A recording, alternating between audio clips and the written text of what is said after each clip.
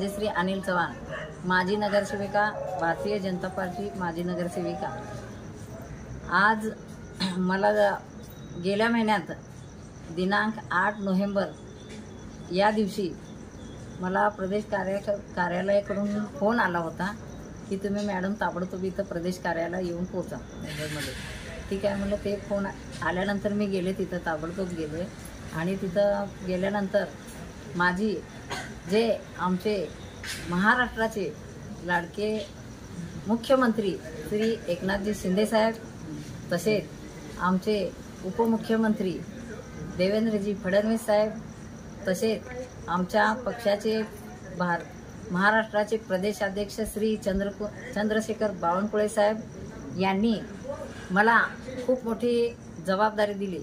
त्या जबाबदारीचं कारण असं आहे की माझ्या कामाची पावती पाहून आणि मी एक पारधी आदिवासी महिला आहे आणि नगरसेवक पहिल्यांदाच मला एक भारतीय जनता पार्टीने मला पहिल्यांदाच तिकीटही दिलेलं आहे। त्यांचं इतकं आभारी करते की मी त्यांची इतकी ऋणी आहे की आजपर्यंत आमच्या समाजाला कुठल्याही पक्षाचे तिकीट दिलेले नव्हते।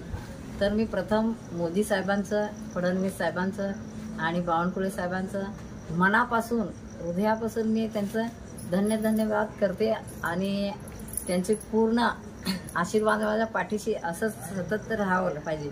आणि आज मला तळे हिप्परगा इथे माझ्या पारधी समाजाचे बांधव, युवती, युवक व तसेच माझे ज्येष्ठ नागरिक आणि पूर्ण माझे येथील सर्व जवळजवळ 500 ते 600 घरातील लोक, सर्व पारधी समाजाचे लोक येऊन माझा सत्कार केला।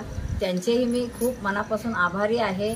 आणि जो आज माझ्या समाजाला माझ्याबद्दल जो गर्व वाटत आहे, त्या गर्वाचं मी परिपूर्ण त्यांच्यापर्यंत जे मोदी साहेबांचे जे योजनेचे लाभ आहेत त्या लाभापासून त्यांना वंचित राहू देणार नाही।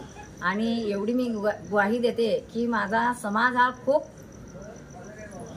गरीब आहे आणि आजपर्यंत प्रभावात आलेला नाही।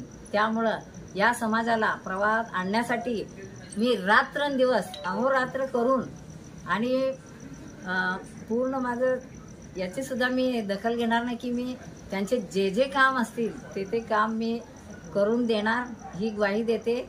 आणि एवढे बोलून मी माझे छोटेसे भाषण संपवते। जय हिंद, जय महाराष्ट्र, जय बिरसा मुंडा। जय बिरसा मुंडा।